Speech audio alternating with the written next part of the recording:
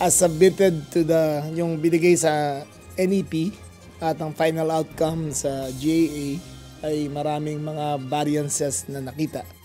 Ilang programa o proyekto ng mga attached agency ng Department of the Interior and Local Government o DILG ang tinapyasan ng budget sa ilalim ng inaprubahan 2025 General Appropriations Act.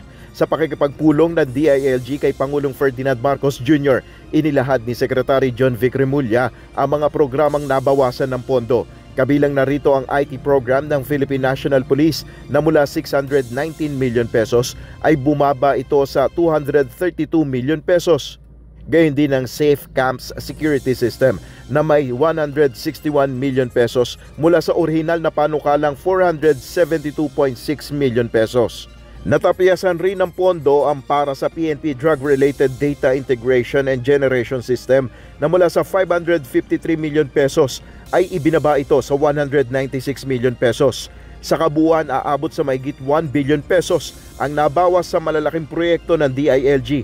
Ayon sa DILG Chief, inilipat ang tinapyas na pondo para sa Bureau of Fire Protection All-Terrain Amphibious Rescue Vehicle ng Region 5 o Bicol Region. Saan nila nilagay? Nilagay nila halos 1 billion sa all-terrain amphibious rescue vehicles for Region 5. Specific yan to Region 5. At naglagay sila ng additional 500 million pesos sa Intelligence Fund. Kaugnay nito, ayon kay DILG Secretary Remulla, iniutos ni Pangulong Marcos Jr. sa Budget Department ang pagbabalik sa tinapyas na pondo sa kagawaran, partikular na nito ang para sa IT program ng PNP.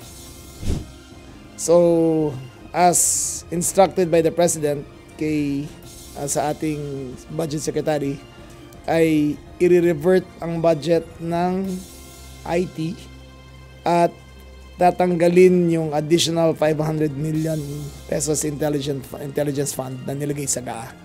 So, return to original budget ng 820 million yata ang nasa PNP, naging 1.3 billion, ibabalik na naman sa dati siya.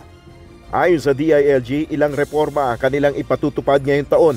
Kabilang narito ang Integrated National 911 System at ang pagpapalakas ng kapasidad ng BFP at PNP. Nel Maribuhok, UNTV News and Rescue, Diyos ang aming sandigan, serbisyo publiko ang aming pinahalagahan.